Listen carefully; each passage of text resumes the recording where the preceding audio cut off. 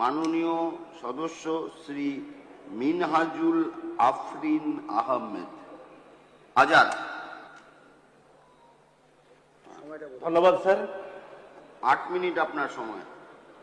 ধন্যবাদ। আজকে এই মহতী সদনে বাজেটের উপর কিছু আলোচনা করার জন্য আপনাকে আন্তরিকভাবে ধন্যবাদ জানাচ্ছি এবং ধন্যবাদ জানাচ্ছি আমাদের অর্থমন্ত্রী যিনি পশ্চিমবঙ্গে 2026 সালে যে বিধানসভা বাজেট পেশ করেছেন, ওনাকে ধন্যবাদ জানাই। আজকের বাজেট নিয়ে আলোচনা করতে প্রথমে আমি সরকারকেও ধন্যবাদ জানাবো। কৃষি, পরিকাঠামো, শিক্ষা, স্বাস্থ্য এবং সামাজিক সুরক্ষা বিভিন্ন ক্ষেত্রে যে কয়েকটি ইতিবাচক উদ্যোগ গ্রহণ করা হয়েছে তা অবশ্যই প্রশংসনীয়। একটি বাজেট তখনই সফল হয় যখন তা সমাজের সর্বস্তরের মানুষের আশা আকাঙ্ক্ষা প্রতিফলন ঘটায়। স্যার, তবে আমি একজন বিরোধী বিধায়ক হিসাবে আমার দায়িত্ব হলো বাজেটের ভালো দিকটিকে সমর্থন জানিয়ে পাশাপাশি সীমাবদ্ধগুলিও তুলে ধরা। আমাদের এলাকায় অধিকাংশ মানুষ কৃষি নির্ভর। সরকার আলু চাষের জন্য বিভিন্ন পরিকল্পনার কথা বাজেটে উল্লেখ করেছেন, কিন্তু বর্তমানে আমাদের অঞ্চলে অর্থাৎ পশ্চিমবঙ্গে বিভিন্ন অঞ্চলে জেলাগুলিতে দেখবেন অর্থকারী ফসল হিসাবে ভুট্টা চাষকে বেছে নিয়েছেন কৃষকগণ, কিন্তু এই ভুট্টার উপরে কোনো এই বাজেট অধিবেশনে কিংবা বাজেটে সেই চাষিদের সম্বন্ধে কিছু আলোচনা নেই। আমি একজন ভুট্টা চাষি, উৎপাদনের খরচ বহন করে যে সকল বাজারে অনেক সময় ন্যায্য দাম পান না, আমি সরকারের কাছে দাবি জানাই ভুট্টার জন্য ন্যূনতম সহায়ক মূল্য অর্থাৎ এমএসপি কার্যকরভাবে নিশ্চিত করতে হবে। 2 নম্বর হলো সরকারি ক্রয় কেন্দ্র বৃদ্ধি করতে হবে। কৃষকরা যাতে সরাসরি কিষাণ মন্ডি বা সরকারি ব্যবস্থায় ভুট্টা বিক্রি করতে পারেন সেই সুযোগ বাড়াতে হবে। স্যার, আমি আপনার মাধ্যমে অর্থমন্ত্রীর কাছে অনুরোধ করছি, এই বাজেট কেবল সংখ্যার হিসাব নয়, একটি মানুষের স্বপ্নের দলিল। তাই কৃষক, শ্রমিক, ছাত্রছাত্রী, যুব সমাজ, মহিলা, প্রবীণ নাগরিক, সংখ্যালঘু, তপশিলি জাতি ও উপজাতি সমাজের প্রতিটি শ্রেণীর মানুষের উন্নয়নের বিষয়টি সমান গুরুত্ব পাওয়া উচিত। আমাদের এলাকায় এখনো উন্নত মানের স্যার শিক্ষার কথা এখানে তুলে ধরা হয়েছে। আমাদের চাকুলিয়া বিধানসভায় স্যার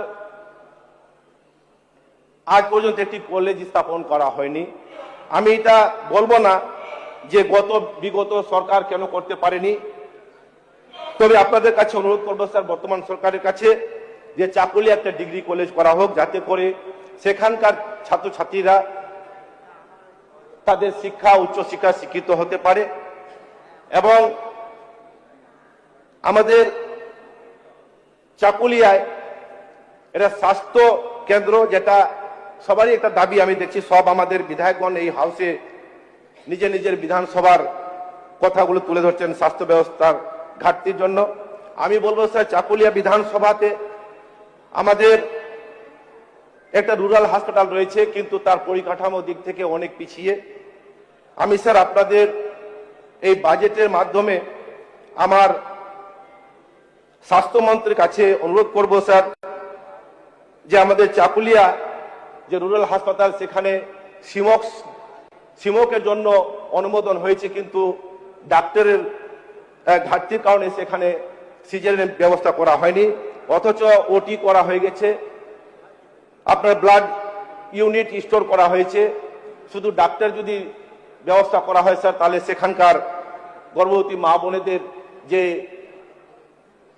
অসুবিধা, সেই অসুবিধা আমরা দূর হতে পারবো। কারণ চাকুলিয়া থেকে আমাদের মহকুমা সদর হাসপাতাল যেটা রয়েছে সেটা ইসলামপুর, সেখান থেকে দূরত্ব প্রায় 50 কিলোমিটার, এবং জেলা হাসপাতাল যেটা রয়েছে স্যার সেটা হলো চাকুলিয়া থেকে রায়গঞ্জ, প্রায় 70-75 কিলোমিটার। সেই জন্য স্যার এই গর্ভবতী মা বোনেদের জন্য তাদের সুবিধার্থে জন্য চাকুলিয়া যদি এই সিমক সেন্টারটা করা হয় স্যার, ডাক্তার দিয়ে যদি উদ্ঘাটন করা হয় স্যার, তাহলে আমি কৃতজ্ঞ হব আপনার এবং চাকুলিয়াবাসী সবাই এটা স্যার ভালো দিক পাবে এবং বিশেষ করে চিকিৎসার ক্ষেত্রে আমাদের ওখানে একটা ভালো ব্যবস্থা হবে স্যার। স্যার আমি এটা কথা বলতে চাই স্যার যে আমরা যারা এখানে জিতে এসেছি স্যার 294 জন বিধায়ক রয়েছি আমরা সবাই। আমাদের পশ্চিমবঙ্গে প্রায় 10 কোটি মানুষ সেরও বেশি বসবাস করেন, কিন্তু আমরা 294 জন এখানে স্থান পেয়েছি স্যার। স্যার আপনার মাধ্যমে আমি একটা কথা বলতে চাইছি যে আমাদের মুখ্যমন্ত্রী যিনি রয়েছেন তিনি সত্যিকারে আমি বলবো তিনি কাজের জন্য সব সময় তৎপর হয়ে থাকেন। আমরা বিগত দিনে দেখেছি, আজকেও ওনার ভাষণে যেটা দেখলাম যে তিনি মানুষের জন্য কাজ করতে চাইছেন এবং বাংলা সুবৃদ্ধি চাইছেন। আমরাও চাই স্যার যে সবাই মিলে এই হাউস থেকে একটাই আওয়াজ উঠুক, একটাই সবারই স্লোগান হোক, সেটা হবে আমাদের পশ্চিমবঙ্গের সোনার বাংলা যেন হয়।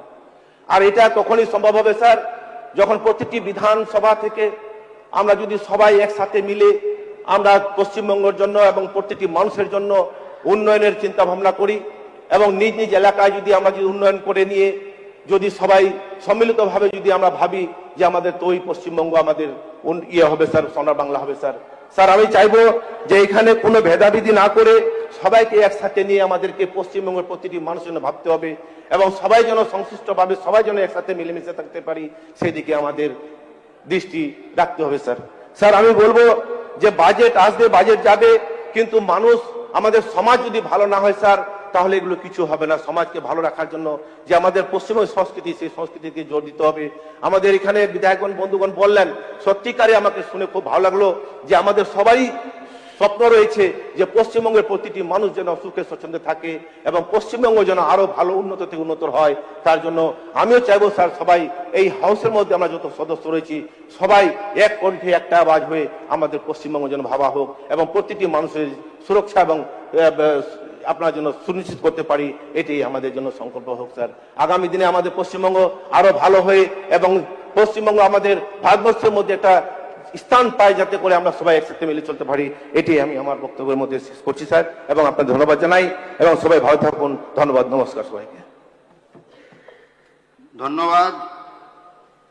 এবার মাননীয় শ্রী শান্তু পান, সময় আপনার 5 মিনিট। নমস্কার মাননীয় অধ্যক্ষ মহোদয়, মুখ্যমন্ত্রীকে আমার নতমস্তকে প্রণাম। বিধানসভায় উপস্থিত সমস্ত বিধায়কদের আমার নমস্কার, ধন্যবাদ। বাজেট নিয়ে আমাকে বলতে